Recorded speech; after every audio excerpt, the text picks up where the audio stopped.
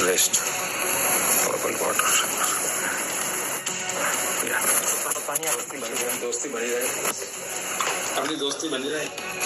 Still unwilling to talk about his role during the post-Godhra riots, Gujarat Chief Minister Narendra Modi abruptly ends an interview with CNN IBN's Karan Thapar on Devil's Advocate when asked if he regretted.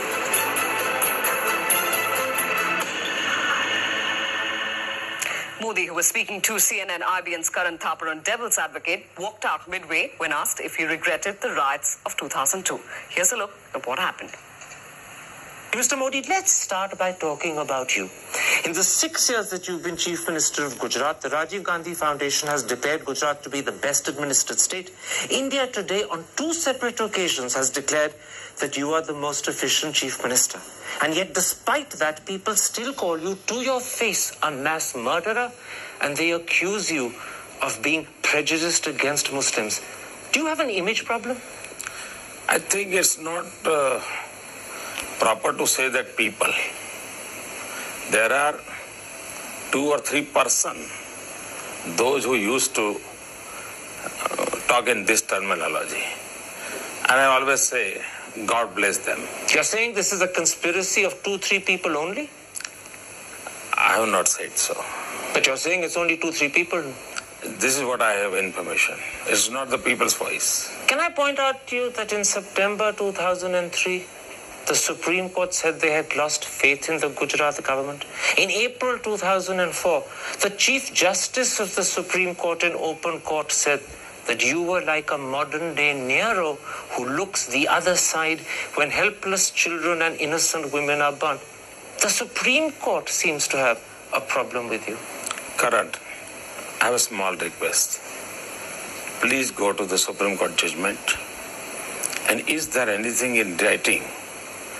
I'll be happy to know everything. It wasn't in writing. You're absolutely right. It was an observation. It is an observation. If it is in judgment, then I'll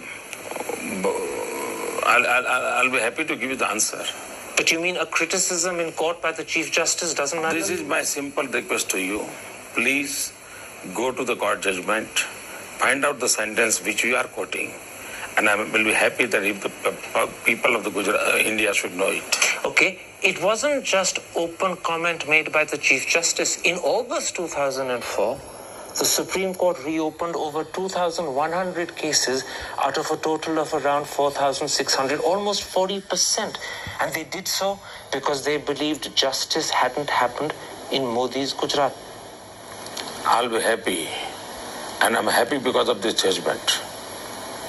Because ultimately the court of law will take the decision. I'll tell you what the problem is. Even 5 years after the Gujarat killings of 2002, the ghost of Godhra still haunts you. Why have you not done more to allay that ghost? This I gave it to the media persons like Karan Thapar. Let them do and let them enjoy. Can I suggest something to you? I have no problem. Why can't you say that you regret the killings that happened? Why can't you say that maybe the government should have done more to protect the Muslims? What I have to say, I have said at that time. And you can find out my statements. Just say it again. Not necessary. I have to talk about the in 2007, everything, what you want to talk. But by not saying it again, by not letting people hear the message repeatedly, you're allowing an image that is contrary to the interest of Gujarat to continue. It's in your hands to change it. I'll have to rest. Purple water. Yeah. दोस्ती बनी रहे. अपनी दोस्ती बनी रहे. I'll be happy. You came here. I'm happy and thankful to you. It's okay. Your things are आपके ideas हैं. आप बोलते रहिए. करते रहिए. 3-4 questions I already enjoyed. So I can't. But Modi sir. Please. Modi sir. देखो मैं दोस्ताना संबंध बनाना चाहता हूँ आप उसको कोशिश करिए मुझे एक चीज समझाएं sir I'm not talking about doing anything wrong. I'm saying why can't you correct the image? देखिए आपने this is not the time. इसके लिए आपने 2002 में मुझे मिले होते 2003 में मिले बस Okay, then one second. And to talk about that aborted interview, we have Karan Thapar here in the studio. Karan, it's not the first time that Modi has been asked the question, but the fact is it's a different election this time. There is no perceptible wave. Do you get a sense that because of political compulsions, possibly Modi not wanting to say that he regrets 2002, at the same time he is possibly looking at an image change here? I actually don't know why Mr. Modi stopped the interview. I wasn't at all rude. There was no aggression in my voice. I was asking a question not so much about Godhra, but about the way Modi is perceived and the image problem he has.